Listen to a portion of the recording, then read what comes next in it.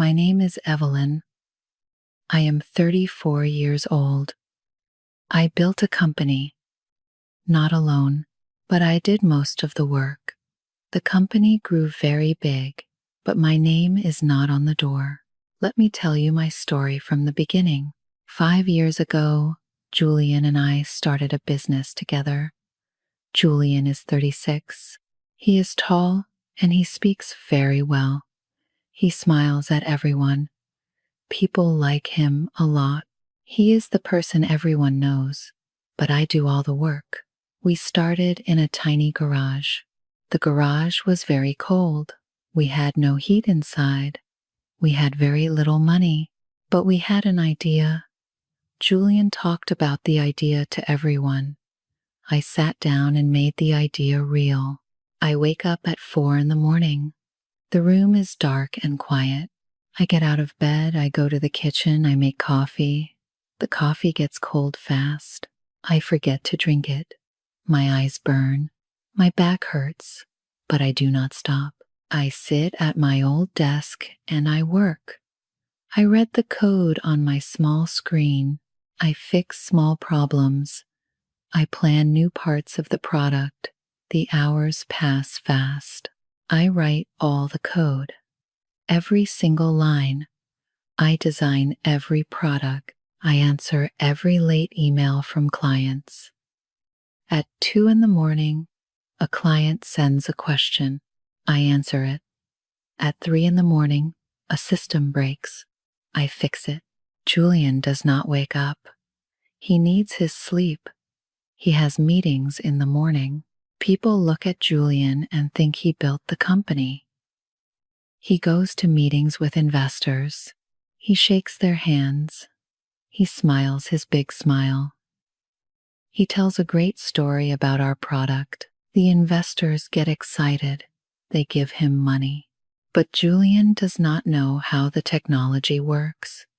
He never learned. He does not need to learn.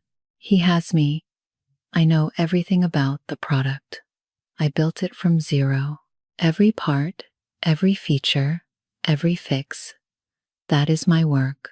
Only my work. For 3 years, I take no salary. 3 full years. I work every day and I take no money home. I use my personal credit cards. I pay for Julian's business trips. I pay for his hotel rooms. I pay for his dinners with investors. I even pay for his new shoes. I have very little money for food, but I do not say a word. I work hard. I believe in us. My credit card debt gets bigger and bigger, but I say nothing. I believe in our future. Julian is kind to me at home. He kisses my forehead.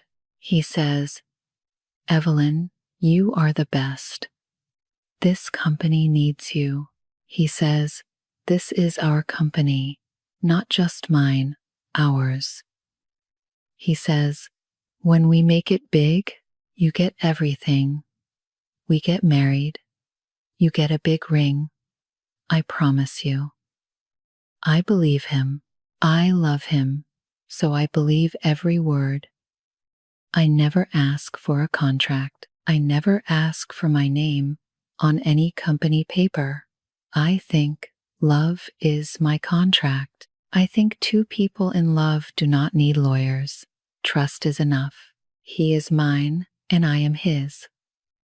Some nights I sit alone in the cold garage. It is very late. The street outside is quiet and dark. My fingers hurt from all the typing. My eyes feel heavy. I look at the bright screen in front of me. I feel tired and small, but then I think about Julian. I think about our life together. I think about the ring. I think about the wedding. I smile to myself. Then I go back to work. I do this every night, every single night, for 5 years. Time passes. Months pass. Then years. Our product gets better. I work on it every day. More clients come. The company makes more money. Julian travels more. He shakes more hands. He meets more important people. I stay at my desk. I drink cold coffee. I write more code.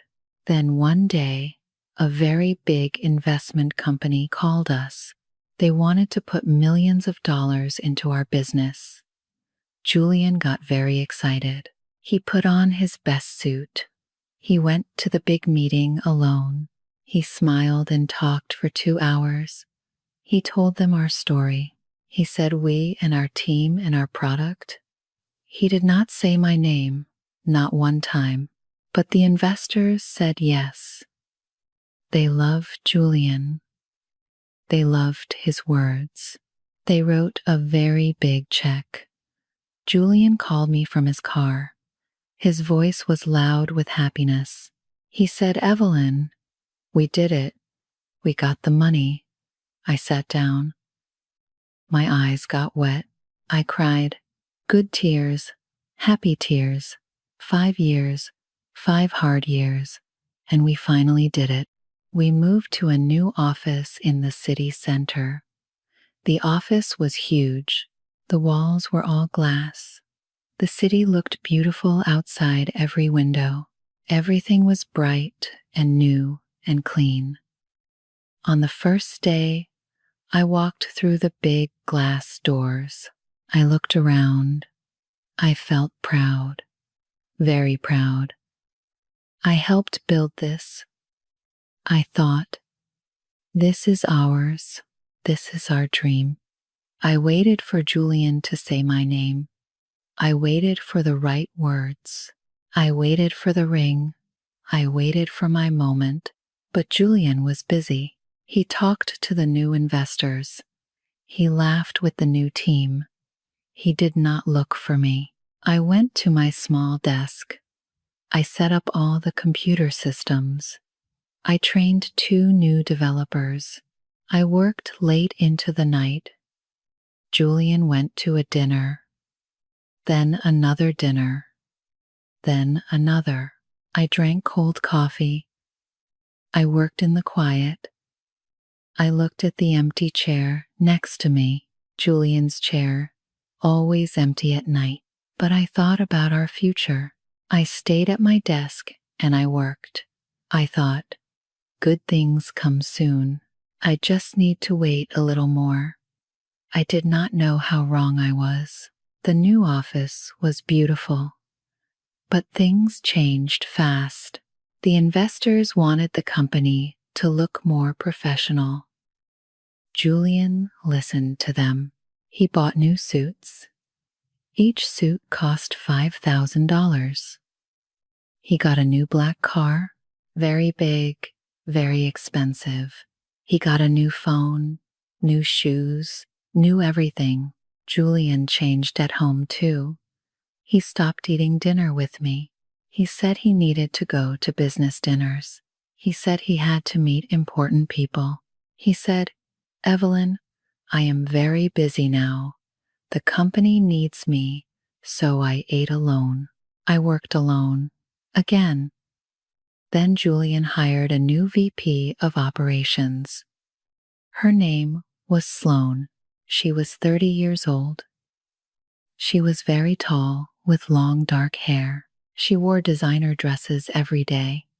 She smelled like very expensive perfume. She had a big degree from a famous school, an MBA from a top university.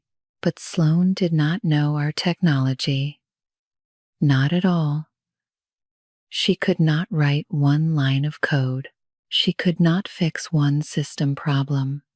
She did not know our clients or our software, but she knew big words.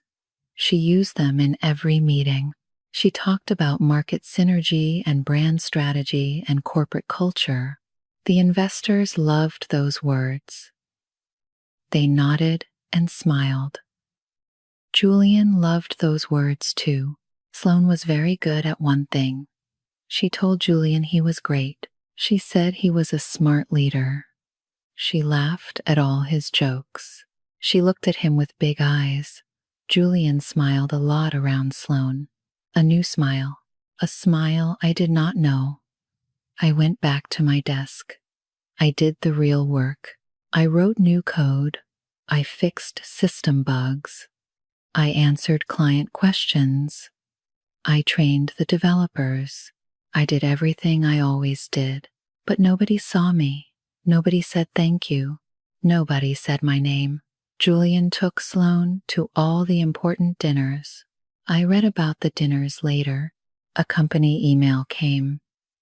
CEO Julian and VP Sloane attend a major investor event. A photo showed them together. They stood very close. Julian smiled. Sloane smiled. I looked at the photo for a long time. Then I closed the email. I stayed in the back office. I worked late, alone. One evening, I went to Julian's car to get my bag. I opened the car door. A strong smell came out. Sloane's perfume, sweet and heavy. I stood very still. I looked at the seat. I looked at the small space inside the car. I knew that smell very well. My stomach felt cold and heavy. I did not say a word.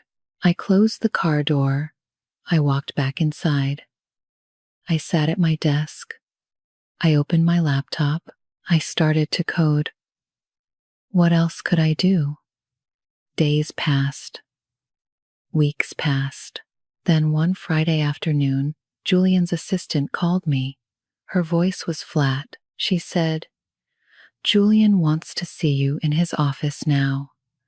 I put down my cup. I stood up.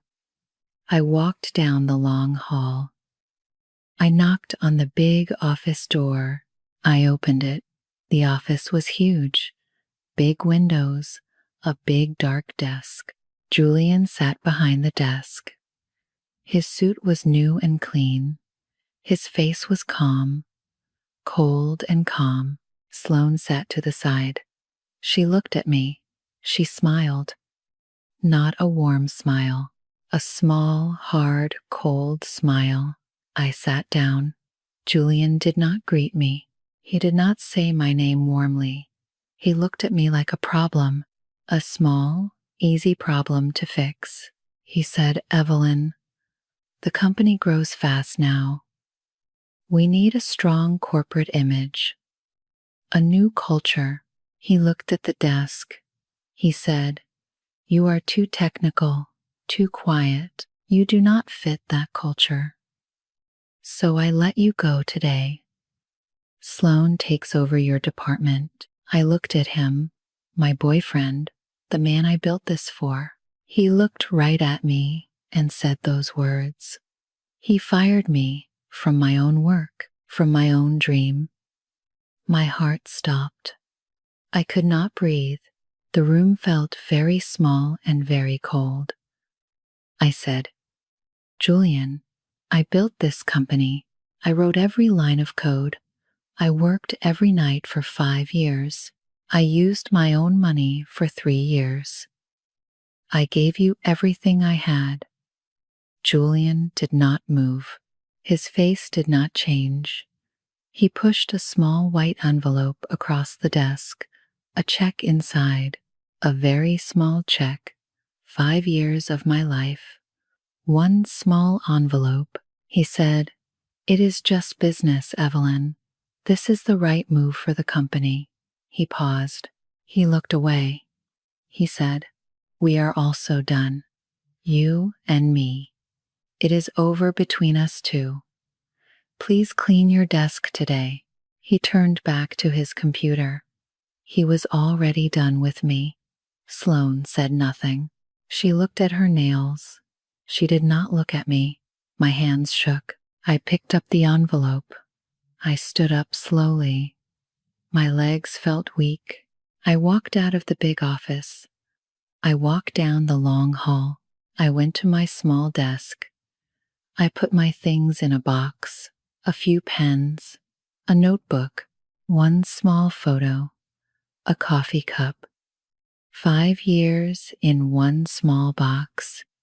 Nobody got up. Nobody said a word. Nobody looked at me.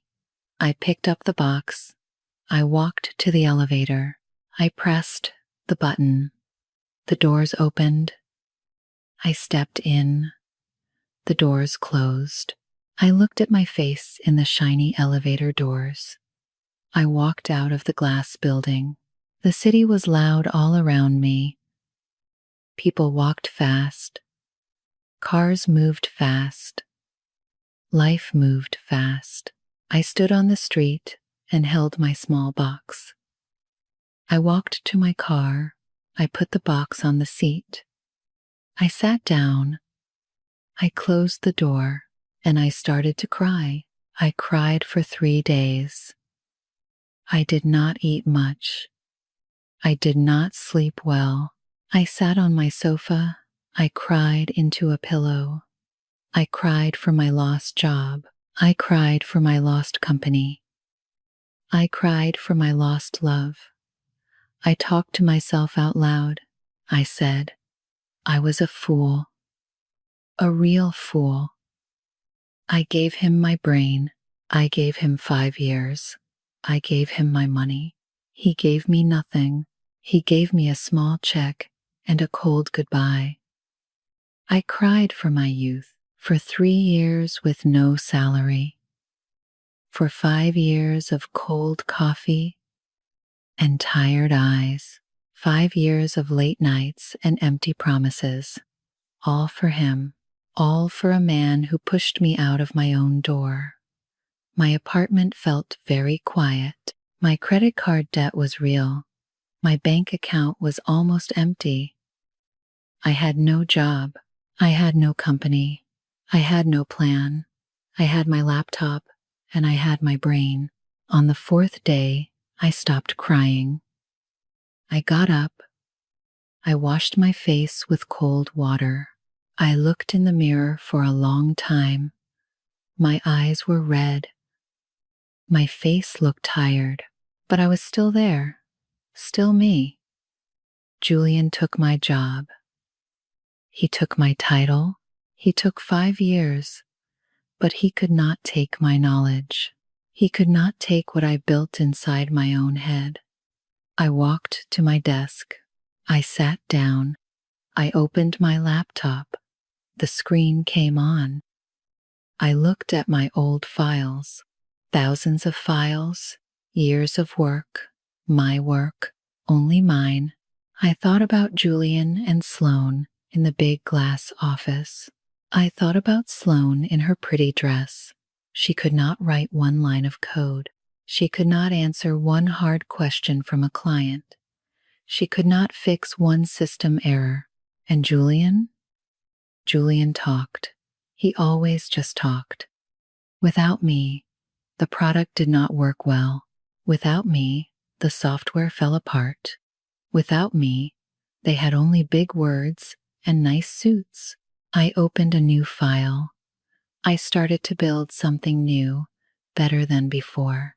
A stronger system, a smarter design.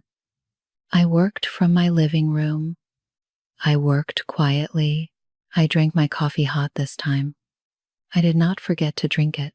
I started a small company. Just my name, my company.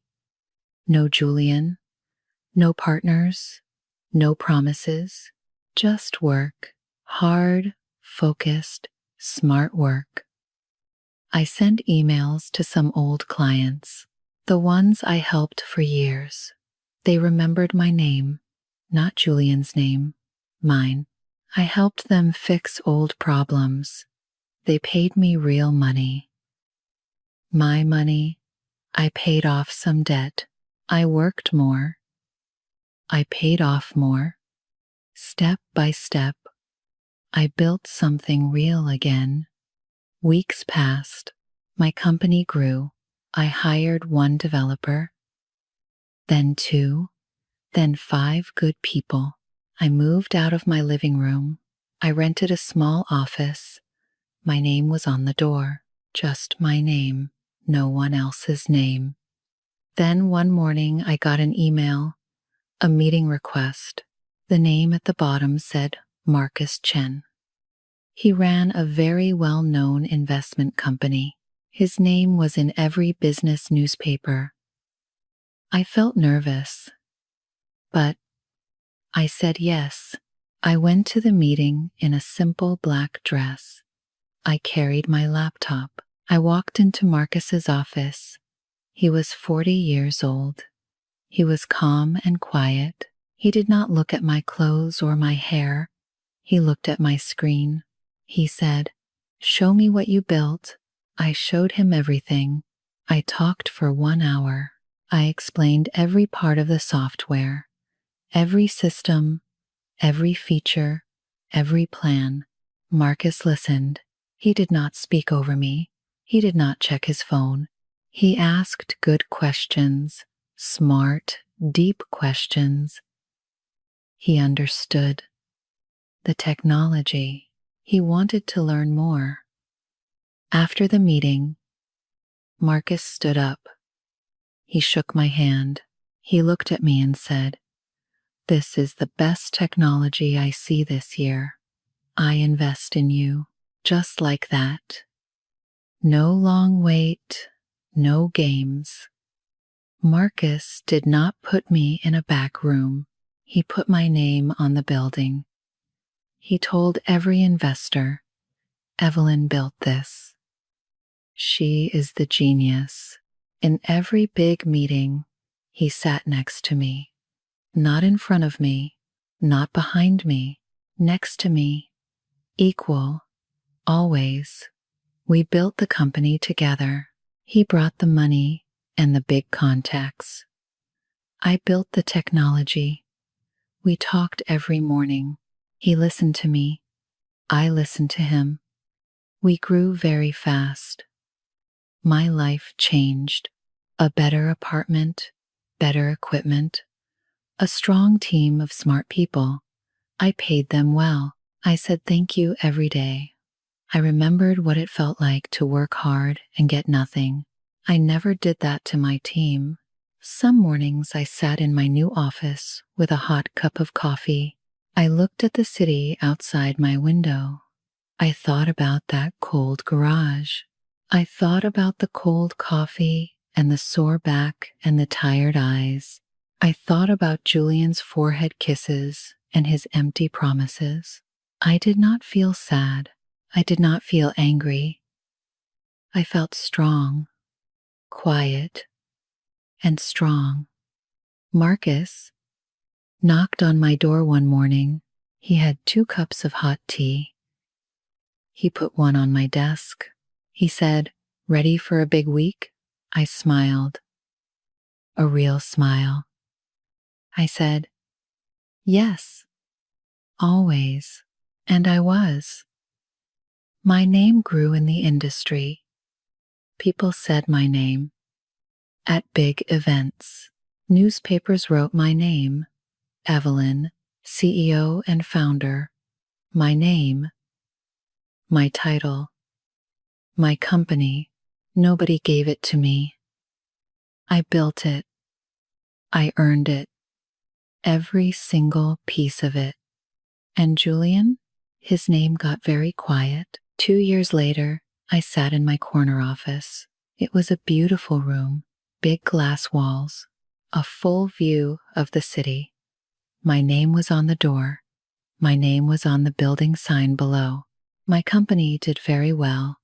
We had big clients across the country. My technology was the best in the market. Other companies wanted to work with us. My name meant something real now. I earned that name. Every letter of it. Marcus and I grew very close. Not just in work, in life too. He was calm and kind. He respected my work and my ideas. He always said, "This is your vision, Evelyn. I only help." He made me laugh. He made me feel safe. He was a good man, a real one. My life felt full, not just comfortable, truly full.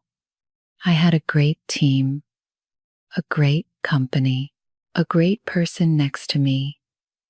I slept well now. I wore nice clothes now. I drank hot coffee every morning. Every single morning. Then I heard news about Julian. His company fell apart. It started about 1 year after he fired me. Sloan ran the operations. But Sloan did not understand anything real. She made big promises to clients. The product did not deliver on those promises. Clients got angry. Then they left. The investors asked hard questions. Sloan had no good answers. Then people found out Sloan took money from the company, a very large amount. She put it in her personal accounts. Then she left. She left the city. She left Julian. She left all the problems and all the debt. She just walked away. Julian knew nothing about it until it was too late. The investors sued him. He had no money to give back. The company closed. He sold his car. He lost his big apartment. The expensive suits hung in an empty closet in a small rented room. The man with the big smile had nothing now. I read the news on my laptop one morning. I drank my hot coffee. I put down my cup. I did not feel happy about his trouble, but I did not feel sad either. I felt nothing. A calm, flat nothing. My assistant Diana knocked on my door one morning. She opened it a small bit. She said, "Evelyn, a man is outside. He has no appointment. He says he knows you very well. He says he needs to talk to you now." She looked a little unsure. She said, "His name is Julian." I put down my pen. I looked at the window. The city was bright outside. I took one slow breath. I said, "Let him in." The door opened all the way. Julian walked in. I looked at him. He was a different man. The expensive suit was gone. He wore old, plain clothes. His face was pale and thin. His eyes looked tired and lost. He looked much older. He looked very small in my big office. He looked around the room slowly. He looked at my big desk. He looked at the bright city outside my window. He looked at my name on the wall. He looked at all of it. Then he looked at me. I looked back at him. I said nothing. I waited. Julian opened his mouth. He closed it. He tried again. His voice shook. He said, "Evelyn, I am sorry. I am so sorry." His eyes got very wet. He sat down in the chair across from me, the same kind of chair I sat in when he fired me. He put his face in his hands. He started to cry. Big, ugly, loud tears. His shoulders shook. He cried like a small child. I watched him. I did not move. I felt nothing change inside me. I thought about that Friday afternoon. I thought about his cold face. I thought about Sloane's cold smile. I thought about my small box of things. I thought about standing alone on the street outside the glass building. My shaking hands. Julian looked up. His eyes were red and wet. He said, "I was so stupid. Sloane used me. She lied to me. She took everything and she ran. I have nothing left. I cannot pay my rent next month." He wiped his face with the back of his hand. He said, "Evelyn, please. I need help. I need a job. You know me. We worked together for years. You know I can sell. Please, give me one chance." I looked at him for a long moment. My face was calm. My voice was calm. My heart was calm. I felt no anger. I felt no love. I felt no pity. Just a clean, quiet nothing. I thought about 5 years of cold coffee and a sore back. I thought about 3 years of no salary. I thought about my credit card debt. I thought about forehead kisses and empty promises. I thought about a small white envelope on a big desk. It is just business, Evelyn. Please clean your desk today. I spoke slowly. Each word was clear. I said, Julian, you fired the only person who truly cared about your success. You pushed away the person who built your company from nothing. You threw away real work and real love. And in the end, someone lied to you and left you. That is very sad. I paused. I looked at him without blinking. I said, but I do not save you. I do not owe you anything. Not one thing. Julian opened his mouth. His eyes begged. He started to speak. I raised one hand. I stopped him. I said, we are not friends. We are not partners. We are not together. We are competitors. And in this race, Julian, you already lost. I pressed a small button on my desk. The door opened right away. Diana stood there. 2 security guards stood behind her. Diana said politely, this way, sir. She pointed to the door. Julian stood up very slowly. He looked at me one last time. His eyes were full of tears. He looked old and broken and small. He turned. He walked to the door. He stopped for 1 second. Then he walked out. The door closed. The room was very quiet. I stood up. I walked to the big glass window. I put my hand on the cool glass. I looked at the city below. The streets were full. The lights were bright. The world moved fast down there. I built a life in this city, a real life, my life. The door opened. Marcus walked in. He carried 2 cups of hot tea. He put one on my desk. He walked to my side. He looked at the city with me. He kissed my cheek. He said nothing. He just stood there next to me, my equal, my partner, my person. I picked up my cup. I held it warm in both hands. I looked at the city below me. The lights, the streets, the people, the life, all of it. I lost a coward, but I found myself. I am the boss now, and my life is perfect.